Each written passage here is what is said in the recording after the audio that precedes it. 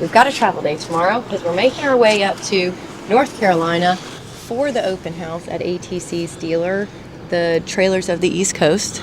Yep. In Moxville, North Carolina. But before we get there, we have packages that have been delivered. We want to show you guys some of these easy upgrades. Now we have some other stuff that we're going to be doing in the future that we've already got the stuff for, but it's kind of a top secret little project that I want to do. I just need to be in a place where I can really work on stuff, and I can't do that here. So first things first, we got this repair thing. Ours broke last year. Now, I hope this fits on our outdoor shower. We're gonna find out in just a second. Now, this is one. Hold on, back up. No, don't need to get excited. Don't get ahead of yourself, y'all. This can be considered a very controversial upgrade. Some RVs come pre-wired with it, some come with it, some come without it. I believe ours came pre-wired for it, but we opted to not have it when we had the RV built, simply because I don't necessarily always need it. However, when my beloved wife, the other side of this camera, talking about me, is trying to guide me back in the sight, she has a very amazing skill of standing in every blind spot that I've got. So we're going to be upgrading the RV with this Voyager rear cam for the RV.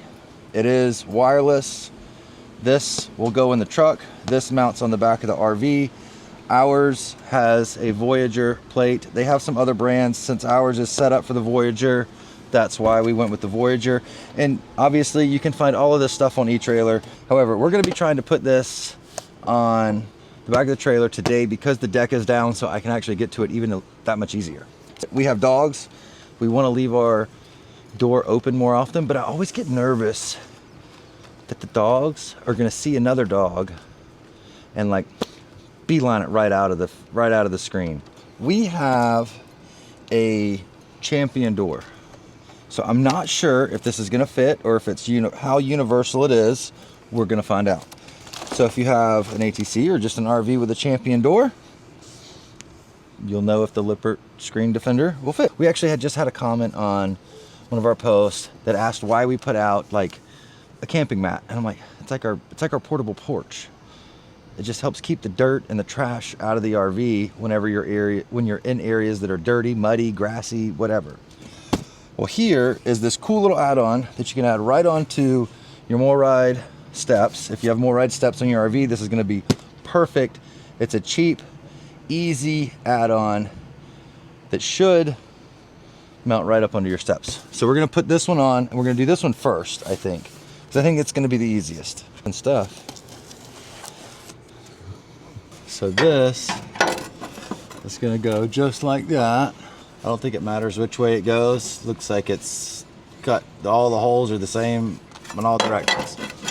I think you can just run these in by hand.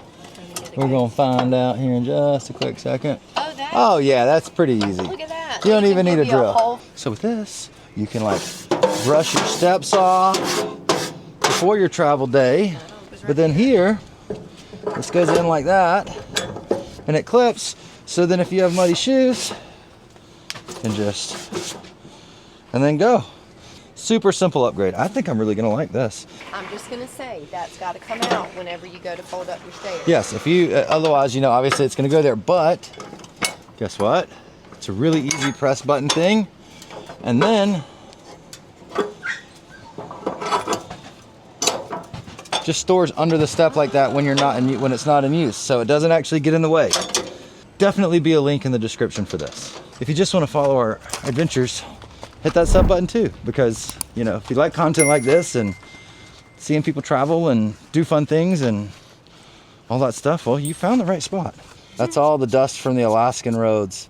Anyway, last year we were using this, something happened and it flew, and this little edge here, this little button on it was plastic, and it stick out both sides, right? It's the on-off. It's the on-off for it. Well, it snapped this half off, so now, like, once you turn it off, you can't turn it back on. And here's the thing, I didn't want to claim that under like a warranty claim because, well, it's silly, and it's our fault. Like we did it. Like, yeah. It was like an operator break, not like an actual like quality thing. Like it got slung and whacked on something. Fit perfect. So now. Test. Yay! Do. Now, how much was that? This, I think, don't quote me on this, but I think it was like 13 bucks. That's what I Project got number in 2 there. is done. All right, so I got a little ahead of myself. Courtney was inside. I grabbed the camera, got a little excited because I realized that installing this, if your RV has one of these, it says Voyager Y-Site technology, apparently all you have to do is pull out those screws and you put those 4 screws right there and your camera's done. I need the square bit. What are you doing? I got a square bit. Look at the hair. Look at that. Can't really see where So, I'm going with it. I don't know how all manufacturers are, but ours just has this little plug right here that it's just gonna plug right onto. It's gonna be so easy to do. I almost wish I would have done it sooner. Like I said, I could have had this done at the factory, but I opted not to, thinking I wouldn't ever want one. Here I am, installing one after the fact, but thankfully they make it pretty easy. Turn that down a little bit. Don't need to ugga-dugga it so much. I need that last screw.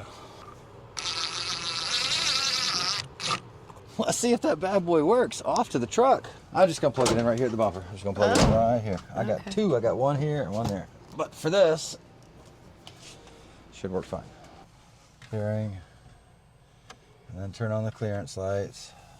Pairing successful. Very cool. Oh, sweet! Look at that.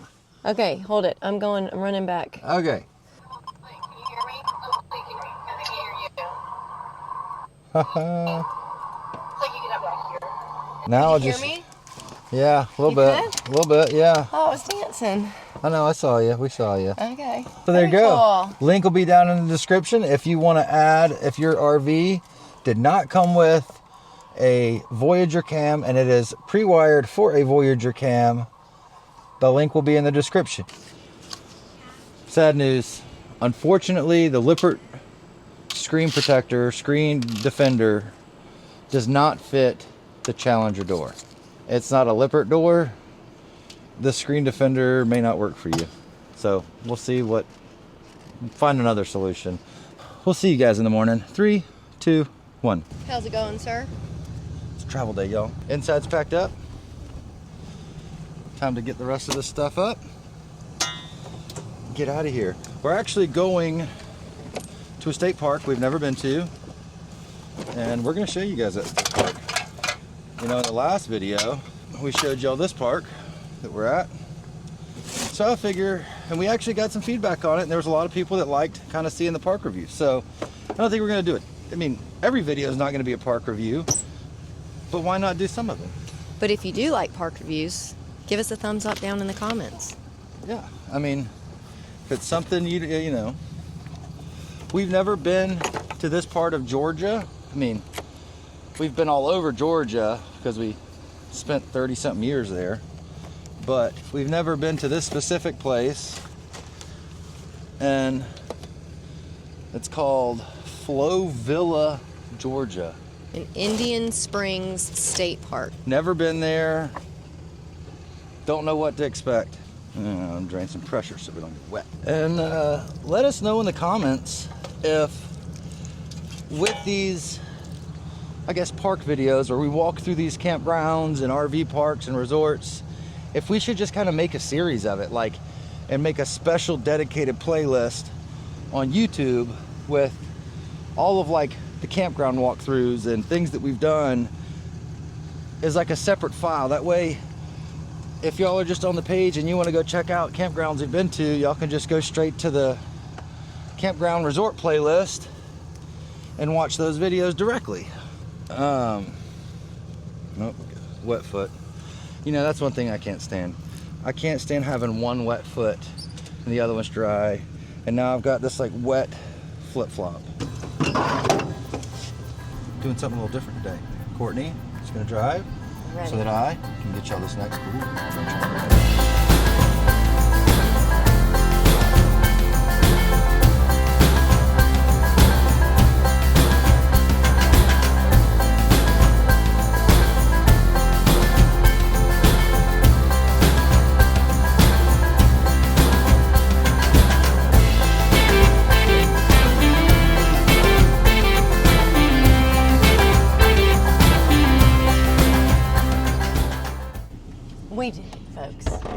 First use of the cam, I'll show you here. I like, back to that whole why I chose the 4-inch screen, I've got it tucked up, I can see it, but it's not in my way of vision. It's like if I don't want to see it, I don't have to, and I can easily turn it off. I just push the power button one time and it shuts off. But it is, I had to turn the antenna like pointing out the window with it being this high because it was getting a little laggy and kept losing signal. Now, we're a really long setup. We're 45 foot, so it's got a long ways to reach. But it does, and it can be a smidge laggy a little bit, a little jumpy from what I've noticed. But since I turned the antenna forward, it seems to be a lot more smooth, I guess.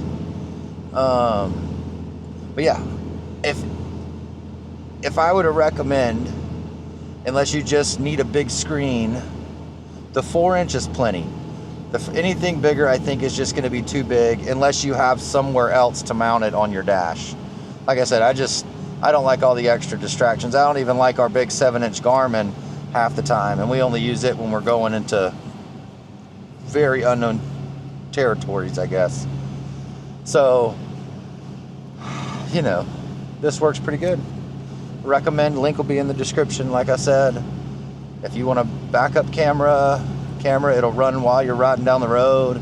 I think we're going to use it more for backing up than riding down the road, but works pretty good, and it's color.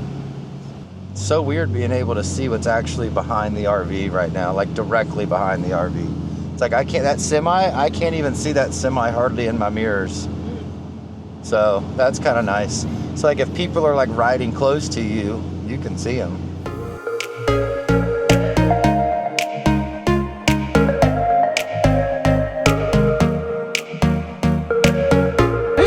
Oh no.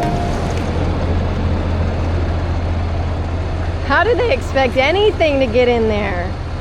This is now the second Georgia State Park we've been to. It's not the trailer. And honestly, if the site was flat, I could manage. But the problem is right here is very flat. But from here all the way down, as you can kind of see the angle of the road, how much further down it goes. Like this is still that same kind of grade. And then you can see over there, it goes like, it's right uphill. Like it's insane. Like I'll see if I can get this a little lower for you guys. But I mean, y'all can kind of get an idea. It dips really hard in. And like this would be great for like these little small trailers and towables and stuff. And I could potentially get it to cut in here at a funky angle, but then I risk tearing up their trees or these side beams and stuff. And then if I tear it up and it's a brand new park, I can only imagine they're gonna wanna bill me for it. Looks very quiet. Looks like there's a playground up there. Looks like it could be a really fun little stay, but Georgia State Parks, you gotta do better about your sites here. You know, this would have been better if that was like walled off right here. Like if that was like just a straight drop and this was like kind of flattened out, and then you pull forward and backed into a nice flat site, that would be ideal and that would make sense. And you know, to give you guys some perspective, that is a picnic table, and from here to here is the only thing that's flat. It's not our first time having this issue. We've had it at one other state park in Georgia, and we had it at one other park in Wisconsin. And the Wisconsin one would have fit us lengthwise, but the site was like hardcore. I don't have any RV that could have leveled up in it. Like none. Not even a tent. So, you know, to give you an idea, I mean, we're down here at the trail. You can kind of see how high up the ground just gradually goes up. And it's pretty hilly down here. We'll see what's gonna happen. All right, so a little update. We have left Indian Springs State Park and we found another RV park to go to that can fit us. They have sites available, so a little kind of out of our way and definitely unexpected, but it kind of happens, and if I'm being honest, it feels like it's been a really long day. It is currently 5:30 p.m. We've been on the road since like 11-ish this morning. And stopped for about 30 minutes to get food. Yeah. Like you said, we did stop and get food earlier for about 30 minutes. So if you kind of take that out of it, but the sun is starting to kind of make its way down and I'm starting to get a little tired. But anyways, sometimes stuff like this just happens. But anyways, we'll see how this campground is when we get there. We made it. We're refreshed and not tired. Well, there's a little part of me that wants to gatekeep this place, but we're not going to. We're going to show you guys. It is a great country town, campground, people. It's quiet. This town, I think, has like 160 people. So there's not much around. I think 300. It's about 30 minutes to Macon. It's about 20-something minutes to Darien. You're kind of smack dab in the middle. And it's quiet. It's exactly what we needed after that day. It is. We pulled in. They were so gracious, so welcoming. We got in and it was quiet. I'm going to send the drone up, you guys. Just look at this lake, or well, lake, pond, whatever you want to call it. It's like a 5-acre pond here. It's just a very peaceful, beautiful, serene feeling. The sites are spacious. You know, there's a little park. They do have a bathhouse and laundry here as well. What was the price, Courtney? So our site was $45. I think the sites closer to the lake are around the $50 range, just because you get the lakefront view of it. There's one site over, which is the site closest to the lake, is an extra $5. Which we haven't had. It's been nice. There's only been one person in that site since we've been here, and they came in for one night, so we've kind of had a lakefront view the whole time we're here. Before we get so far ahead of ourselves and telling you all about this place, we haven't even mentioned the name of this place, and it's actually called 4 County RV Park and Campground.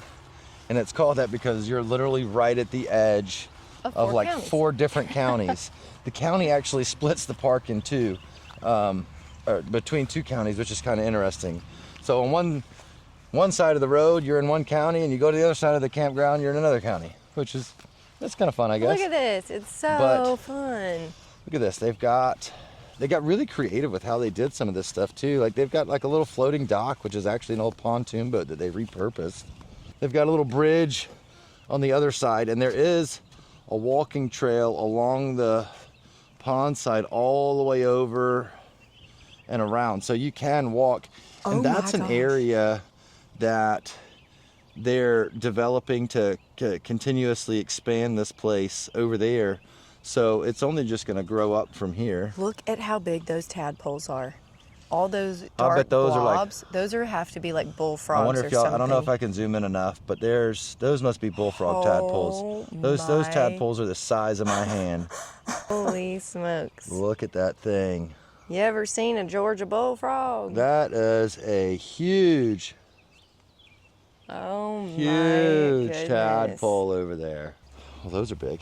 So, but look at this. This is a great little idea here. They've got this little floating dock. That's an old pontoon boat.